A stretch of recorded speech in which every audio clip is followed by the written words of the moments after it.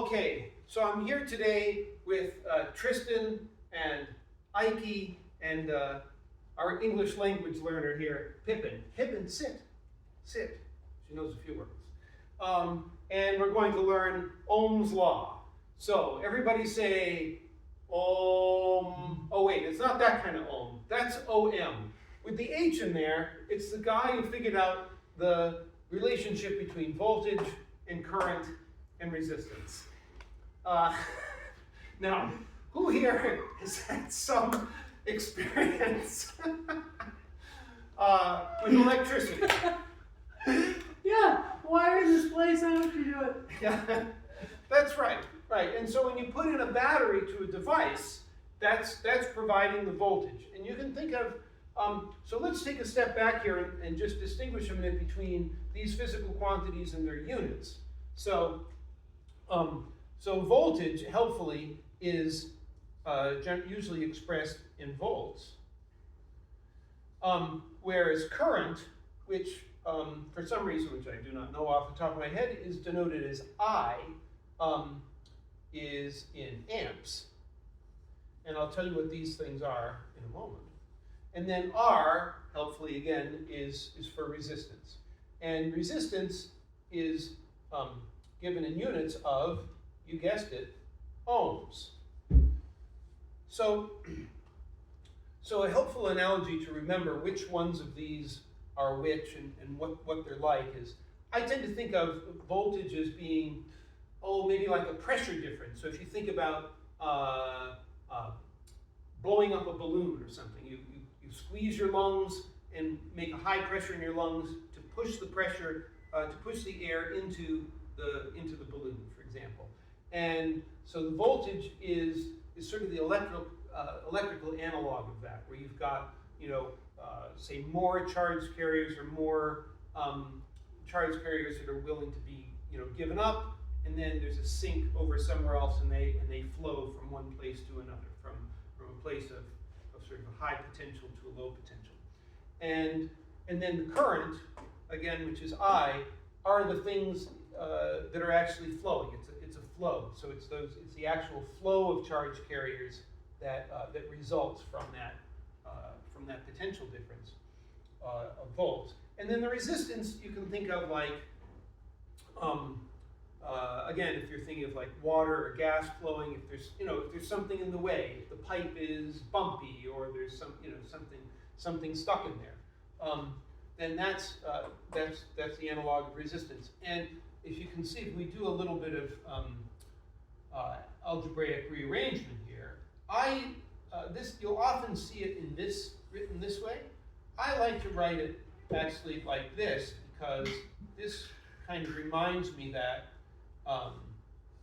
the voltage is what's getting those charged carriers moving, and then the resistance in the denominator is sort of opposing that, and that's going to result in some flow of charged carriers. So in most of your devices, the charged carriers are electrons, but in other cases they can be ions and so forth. So moving on, so this, I'm going to introduce the activity that we're going to do today. So you're each going to be given a breadboard, which is basically just a hunk of plastic with little holes in it you can connect wires and electrical components to make a circuit conveniently. And then you're also going to be given batteries and light bulbs and, again, electrical components, resistors in this case. And you're going to make different circuits that are going to light up that flashlight battery to different degrees. And you can kind of just play around and see, if I put a resistor here, if I connect it up this way, it's brighter, it's dimmer, and you're going to make 2 or 3 different circuits where you're going to get a different amount of illumination out of that battery, or out of the flashlight battery, flashlight light. And that's going to correspond to how much current is flowing through that light. And we have also, to introduce the topic and help you get started, we have some sample circuit diagram. So let me introduce to you what the symbols mean on a circuit diagram. So this sort of symbol with the short line, short, long, short, long, is a symbol for a battery with the short side being the negative terminal and the positive side being the positive, the plus side being the positive terminal. And then this kind of wiggly line is a resistance. So actually, like, you can think of pretty much any load as a resistance. For example, like your phone battery, right? Your phone battery could be this, and then this could be the circuits of your phone, right? And the little electrons will come out of the negative side, go through the device, and it's represented here by some resistance. By going through that resistance, they'll do some work, do something interesting, and then come back to the battery on the positive side. And again, this resistance could be could also happen to be a flashlight bulb. Any questions with this?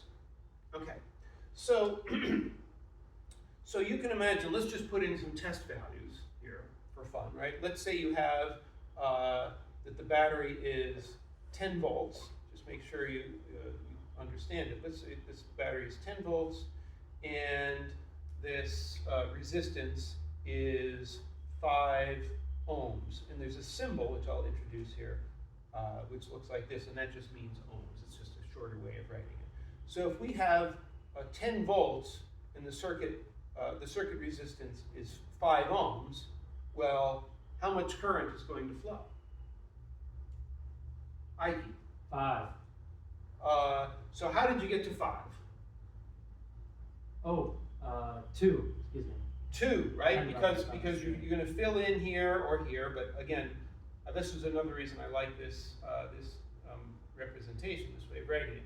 I can put the 10 volts over the 5 ohms of the circuit, and if we do that math, then that's going to come out to 2, and that's and then we have it in amps, so 2 amps.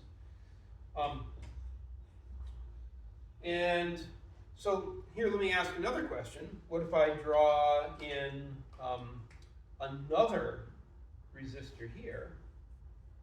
Okay, and I'll make this one also 5 ohms.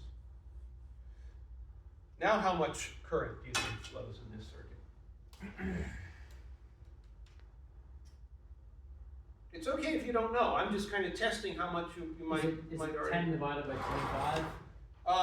So that's a good guess, right? That's guessing, oh, maybe the resistance is multiplied.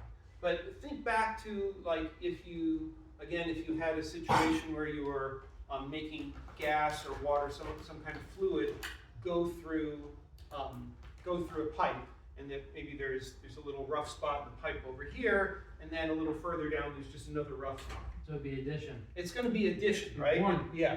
So it'll be 1, right? Because in that case, then we will write both resistances down here in 5 plus 5 ohms, right? 5 plus 5 ohms. And then we would get 1 amp flowing here. Okay? And I think that's enough to get you started with your circuits. So again, you can all go to your lab stations and just start hooking stuff together and see as a first step, just see if you can get your flashlight bulb to light up. And I'll go around and check on your progress.